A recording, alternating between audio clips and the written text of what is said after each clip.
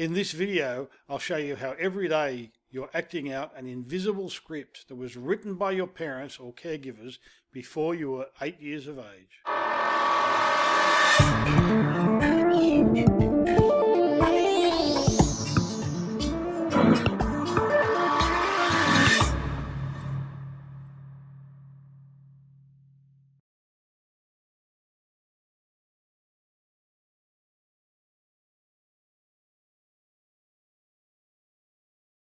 You imagine a book. Imagine you walk into a bookshop and you go up to the shelves and there's this very old, interesting, it's a second-hand bookshop, and there's a very interesting looking book, and you pull it out and you start flicking through it and you discover that it is your biography. In fact, it's your autobiography. It is your history written by you.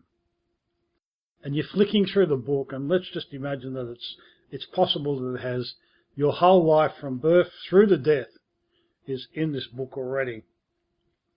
And as you're flicking through the book, I'd like you to consider, what are the chapters? If you were to write a book about your life, what would the chapters be? What stories would you tell to describe your life? If you had to share with people your life and your history and the stories, how would you do that? How would you lay the book out?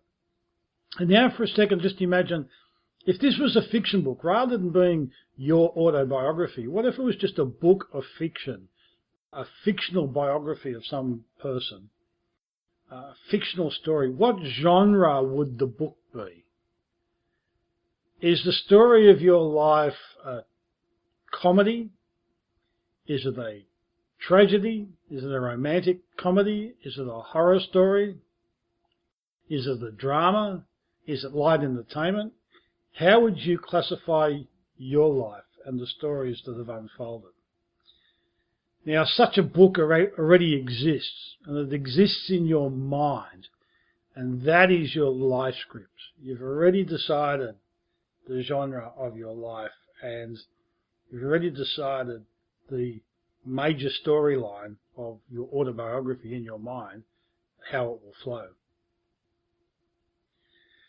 So the idea of a life script is that we tend to have an unconscious life plan. It's like a story that we make up as children about ourselves and about our lives. And we tend to follow even when we're adults, actually. We begin writing our life script, our story, as young children, as we're trying to make sense of the world and our place within it. Now, the script does get revised throughout life. It does change. Well, it gets edited. But the core story, the main theme of our life, is actually mostly complete by the time we're 8 years of age, according to Byrne. As adults, our life script is generally completely out of our awareness, and yet it influences our thoughts, behaviours and feelings in very, very, very significant ways. So we're generally unaware of the life script. It's generally written by the time we're 8, and it creates major themes in our life. So I'll give you an example of how this works. Don't know if you've ever been to a kids' soccer game. I've been to, my stepson Jacob was playing, had a few seasons playing soccer. I think he's playing something else this year, I'm not too sure, but been to the odd soccer game. And the interesting thing for me at the soccer game is, especially for a young child soccer game, is not so much what's happening on the field, but what's happening beside the field, what the parents are doing. So here in the middle is young Jane. The girl right in the middle wearing the blue and yellow jersey is Jane, number 9 there. And Jane is a young girl. I guess in this photo, it's a bit hard to tell, but I'm guessing she's about 6 or so in this photo. Jane loves playing soccer. She loves the sport and the fun, the excitement of running around. And she gets out there and she's really enthusiastic about playing soccer. She loves it. And her dad takes her every week, takes her to soccer training and takes her to the game. And one of the things Jane loves about soccer is kicking the ball, obviously, and scoring a goal. What kid wouldn't love scoring a goal? And every time she's got the ball and she's running towards goal, she's kicking the ball, Out on the side of the field is her dad. Go, Jane, go, go, kick the ball, kick, Jane. And Dad's out there encouraging her and making all sorts of noise. Now, Jane's like 6, her skill set is fledgling at best. She may not even have a skill set at this stage, who knows. But quite often when Jane kicks the ball at goal, she misses. She actually misses the goal, and that happens fairly often. And poor old Dad on the sideline would shout out things like, well, for a start, he'd be disappointed and sad. Then he might shout out something like, oh, bad luck. Or I've even heard Dad say things like, what are you doing? What are you doing? And then shouting at the kids and saying all sorts of things. But poor old Jane, her dad goes, oh, bad luck. And he's disappointed and unhappy. Jane notices this. Jane notices that every time she kicks the ball for goal, she notices 2 things. She notices Dad gets upset. And that when she misses. When she misses, she notices that Dad gets upset, and she doesn't like that. It makes her unhappy. And she also notices that Dad is telling her that she's got bad luck. And she loves her dad, she respects her dad, and whatever Dad says is important to her and meaningful to her. So she starts believing that she has bad luck. She has bad luck. She kicks the ball and she misses, and that's bad luck, and that she has bad luck. And she realises that when that happens, her dad gets disappointed, and so she tries to avoid those situations. And eventually she may end up growing up believing that she's got bad luck and believing that trying to avoid things that disappoint her dad. And that would be the formation of her life script. Her life script, part of the influence of her life script, this young girl constantly being told that she has bad luck and that she disappoints her dad and she has bad luck. She hears that and she may incorporate that into her life script. Now, she may incorporate a completely different lesson. This is an example I'm giving you, right? It could be that she learns a lesson of persistence or trying harder or aggression or who knows what she learns. But in this example, I'm going to say that Jane learns the lesson that when she tries to do something that she has bad luck. So poor old Jane, she gives up soccer and she grows up and becomes a young lady and goes out into the world. And things happen to Jane. She has a bad day. So the picture on the left, she's having a bad day. Maybe she's had a bad day at work, a little storm cloud there, or something's happened to her that make her unhappy, or she's a picture on the right. She's in a relationship, and the relationship goes south, and relationship splits, and it's she's heartbroken. As she's thinking about her rotten day, the storm cloud, or her broken relationship, a little voice echoes in the back of her head. And it's her dad telling her that she's got bad luck.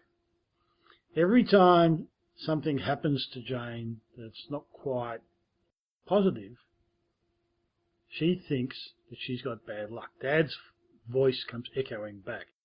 In fact, something good could happen to Jane, and she could be there waiting for the bad to occur because she knows that she's got bad luck. And here's an interesting thing. She may actually hear her dad's voice inside her head.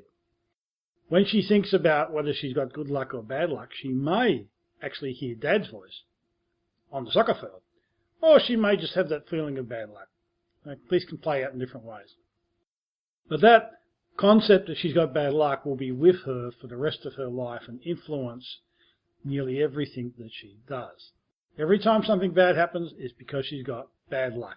Every time something good happens, it's, temporary because she knows that she has bad luck. Similar example. This is a true life example. A couple of years ago, I was at Fox Studios. And we were having a picnic. There's a grassy area there near the studios. And we're having a picnic and some sandwiches. And as I'm there with my family, this young girl comes racing past us at high speed. A happy young girl, blonde flowing hair. She was maybe about 6 or 7. She was high speed racing past us.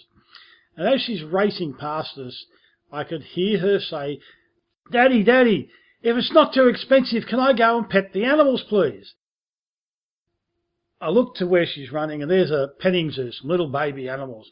And I look from where she's running from and dragging his heels behind her is poor old Dad.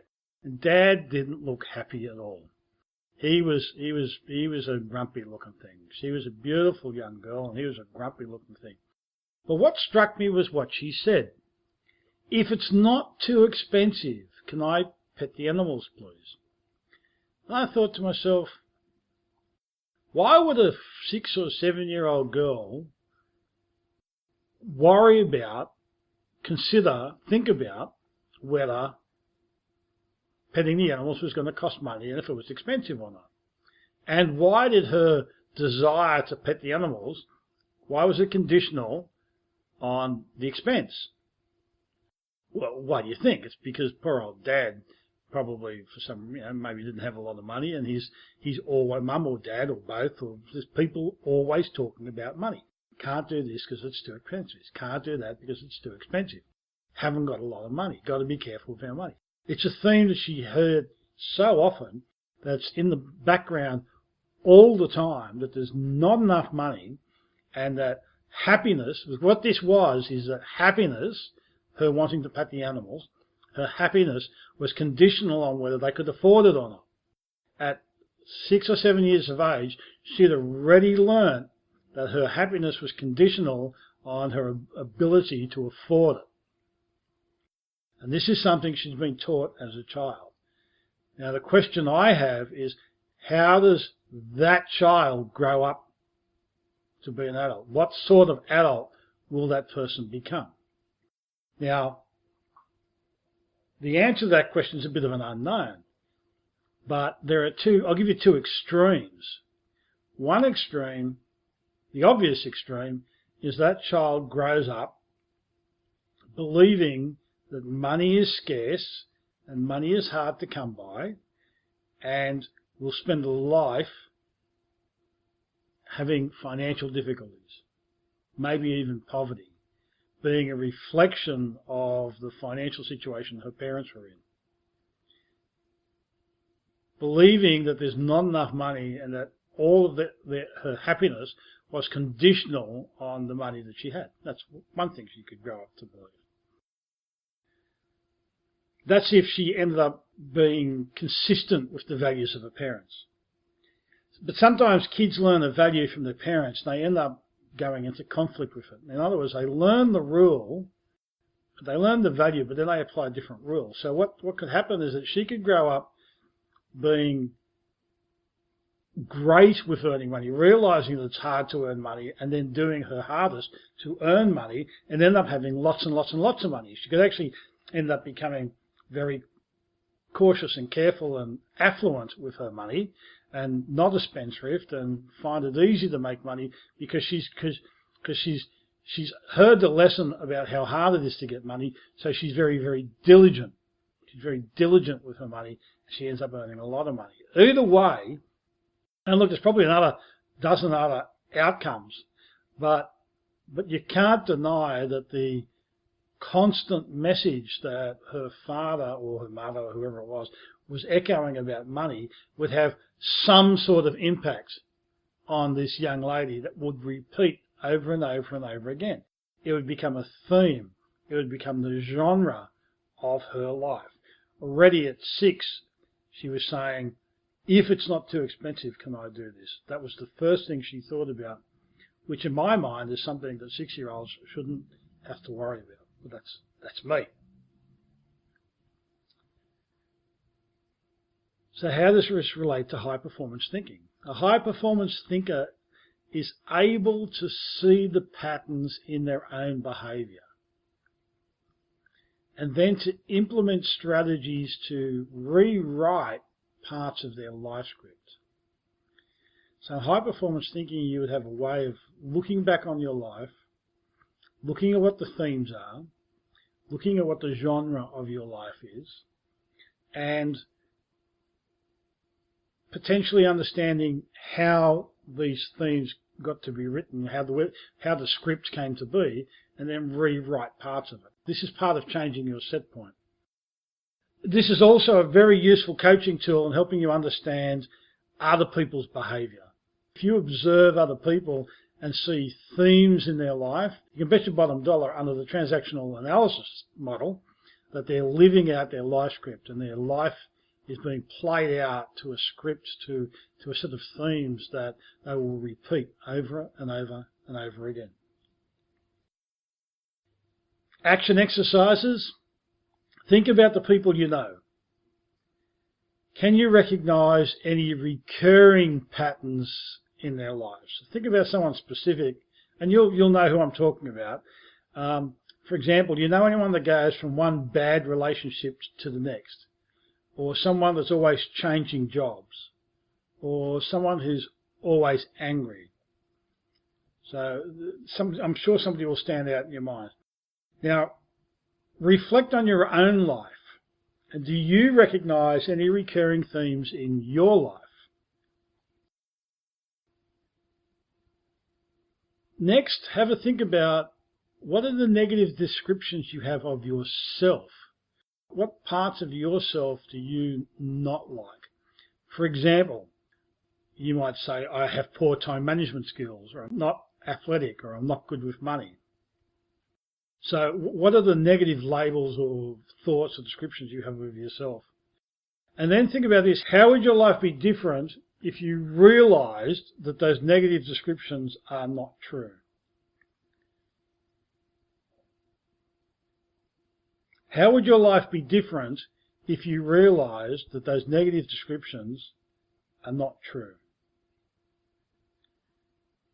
Okay, see you on the other side. The next video explores habits and learned behaviours and what to do about them.